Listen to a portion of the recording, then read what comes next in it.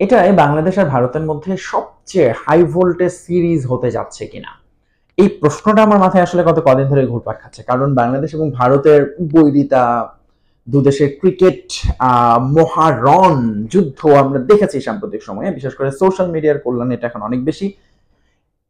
কিন্তু সবকিছুকে ছাপিয়ে যেতে পারে কিনা এবার সাম্প্রতিক পরিস্থিতি বিবেচনায়? কোন পরিস্থিতি? একটা তো হচ্ছে বাংলাদেশের রাজনৈতিক পরিস্থিতি, বাংলাদেশ ভারতের মধ্যে সম্পর্কের অবনতি ঘটেছে বেশ, সেইটা একদিকে আছে। আরেক দিকে বাংলাদেশের সাম্প্রতিক পারফরম্যান্স রেড বল ক্রিকেটে, যেটা আসলে এই সিরিজটাকে একটা নতুন মাত্রা দিয়েছে। সো বাংলাদেশ এবং ভারতের মধ্যকার খেলা হলে একটু বাড়তি উত্তেজনা কাজ করে, কিন্তু সেটা লিমিটেড ওভারে এতদিন। কারণ টেস্টে আসলে বাংলাদেশ বলার মতো কোনো কিছুই করতে পারেনি ভারতের সঙ্গে, কিন্তু এইবার সেই হিসাবটা একটু পাল্টে যেতে পারে কিনা, প্রথমের সূচনা হতে পারে কিনা। কারণ বাংলাদেশ এটাকে ভারতের সঙ্গে 4টা টেস্ট খেলেছে এবং 4টাতেই খুবই খুবই বাজেভাবে হেরেছে অবভিয়াসলি। কিন্তু এখনকার যে পরিস্থিতি, সাম্প্রতিক যে প্রেক্ষাপট, একটা তো হচ্ছে ভারত অনেকদিন পর সাদা পোশাকে নামছে, অন্যদিকে বাংলাদেশ সাম্প্রতিক সময়ে দুর্দান্ত পারফর্ম করে আসছে। ভারতের এই দলটা অনেকগুলো আমি বলবো যে চেঞ্জের মধ্য দিয়ে যাচ্ছে। লোকেশ রাহুল ফিরছে, ঋষভ পান্ট ফিরছে, সো সবকিছু মিলে ভারতের দিক থেকে যেরকম একটু আমি বলবো নতুন কোচ গৌতম গম্ভীরের ফার্স্ট টেস্ট মিশন। অন্যদিকে বাংলাদেশ যে জায়গাটা দাঁড়িয়ে আছে এই টেস্ট ক্রিকেটে, বাংলাদেশের কিন্তু কনজিকিউটিভ, মানে আমি যদি বলি যে ওভারসিজ সাফল্য কখনোই বলার মতো না। ইনফ্যাক্ট তাদের লম্বাই এতদিনের ইতিহাসে 24 বছরে মোটে 8টা অ্যাওয়ে টেস্ট উইন আছে বাংলাদেশের। কিন্তু মজার ব্যাপার হচ্ছে 8টার মধ্যে 4টাই এসেছে গত 3 বছরের মধ্যে, 2021 সাল থেকে শুরু করে, এবং এর মধ্যে নিউজিল্যান্ড পাকিস্তানের সঙ্গে বড় বড় জয় আছে বাংলাদেশের। সো বাংলাদেশ টেস্ট ক্রিকেট একটা দল হয়ে উঠছে একদিকে, অন্যদিকে বাংলাদেশ সাম্প্রতিক যে পারফরমেন্স করেছে, এবং এখন একটা জিনিস তো পরিষ্কার, বাংলাদেশের ক্রিকেটারও এটা বলছেন, এবং এইটা যে আপনি যদি ভারতের মাটিতে গিয়ে এগেনস্ট ভারত পারফর্ম করেন, সেইটার মাহাত্ম্য বা মূল্য আসলে অনেক অনেক বেশি, এবং এ কারণে এটাকে বলা হচ্ছে সবচেয়ে হাই ভোল্টেজ সিরিজ হতে যাচ্ছে কিনা। আমার কাছে তো তাই মনে হচ্ছে। দু দলের শরীরী ভাষায় কথাবার্তা যদি আপনি দেখেন প্রেস কনফারেন্সে, এক দল আরেক দলের প্রতি যেভাবে সমীহ করে কথা বলছে, এবং দুটো দলই জয়ের কথা বলছে স্পষ্ট করে, কোনো রাগ ঠাক ছাড়া।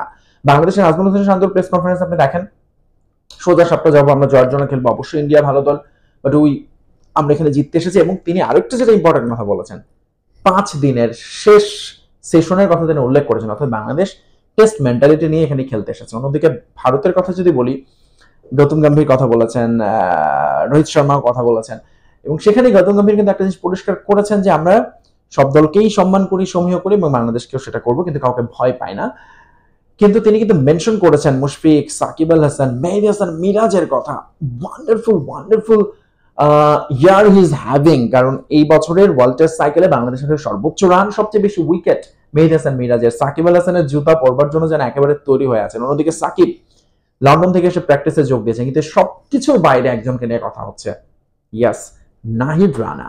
খুবই ইন্টারেস্টিং। এই নাহিদ রানাকে নিয়ে তো আসলে ভারতের চিন্তা করার কিছু নেই, কিন্তু নাহিদ রানা যখন পাকিস্তানে গিয়ে তাদের পেস, ঐতিহাসিক পেসের স্বর্গভূমি, সেখানে গিয়ে যদি আগুন ঝরানো বল করতে পারেন, তিনি সেম ভারতেও যে ভয়ঙ্কর হয়ে উঠতে পারেন, সেটা বোধহয় ইন্ডিয়া আগে থেকেই একটু তো সতর্ক হতেই হবে নাহিদ রানাকে নিয়ে। এবং সে কারণেই নেটেও তারা সিমিলার নাহিদ রানার মতো পেসে বল করতে পারে, তার মতো অ্যাকশনে, হাইটে 6 ফুট 2 ইঞ্চি উচ্চতার একজনকে দিয়ে তারা বল করিয়েছে। সো এটা অবশ্যই যে কোনো প্রফেশনাল দল করবে, কিন্তু যেহেতু নাহিদ রানাকে নিয়ে এত কথা হচ্ছে, সো অনেকে হয়তো বলতে পারে ভারত কি তাহলে ভয় পাচ্ছে? সেটা কিন্তু বলার উপায় নেই, বিকজ যেটা বললাম, যে কোনো প্রফেশনাল দল, চ্যাম্পিয়ন দল আসলে সেটাই করে, সব রকম প্রস্তুতিতে কোনো ফাঁক রাখতে চায় না। কিন্তু আমার কাছে কেন এটি মনে হচ্ছে সবচেয়ে বেশি হাই ভোল্টেজ ম্যাচ? এতদিন ধরে আমরা তো দেখেছি সোশ্যাল মিডিয়ায় নানান যুদ্ধ, নানান কথাবার্তা, কিন্তু এবার সে সবকিছুকে ছাড়িয়ে যেতে পারে। কিন্তু এবার এরই মধ্যে যেটা নেটিজেনদের মধ্যে শুরু হয়েছে, দু দলের ক্রিকেটারদের মধ্যে হয়তোবা ওভাবে হয়নি, কিন্তু আপনি কিছুটা টের পেতে পারেন উত্তাপ। বাট ইম্পর্টেন্ট, সোশ্যাল মিডিয়ার বাইরে মেইন স্ট্রিম মিডিয়া, গণমাধ্যম এবার যেভাবে, বিশেষ করে ইন্ডিয়ান গণমাধ্যম বাংলাদেশকে নিয়ে লিখছে, এবং বাংলাদেশের এই টেস্ট দলটাকে নিয়ে তারা কথা বলছে, which is quite surprising এবং quite new। এবং সে কারণেই মনে করা হচ্ছে যে, আমি অন্তত মনে করছি যে এই সিরিজটি হতে যাচ্ছে বাংলাদেশ এবং ভারতের মধ্যকার ইতিহাসের সবচেয়ে বেশি হাই ভোল্টেজ লড়াই। এবং সেটা শুধুমাত্র কথাই না, এবং শুধুমাত্র হোয়াইট বল ক্রিকেটে না, বরং রেড বল ক্রিকেটে, এবং দু দল যেখানে অনেকটা সমানে সমান পাল্লা দিয়েই মাঠে খেলবে বলে আমার বিশ্বাস।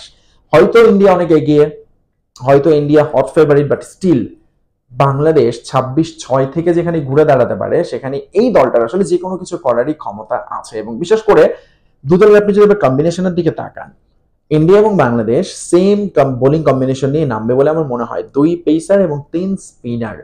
অবভিয়াসলি তাদের দুজন পেসার সিরাজ এবং যদি বুমরা থাকে আপনি জানেন তারা খুব হাইলি রেট করতে হবে, এবং তাদের 3 স্পিনার জাদেজা, কুলদীপ এবং অশ্বিন যে কোনো কন্ডিশনে, ভারতের কন্ডিশনে তো আরো ভয়ঙ্কর, পৃথিবীর যে কোনো জায়গায় যে কোনো সময় যে কোনো অপোনেন্টের বিপক্ষে তারা খুবই ভয়ঙ্কর বোলার স্পিনার।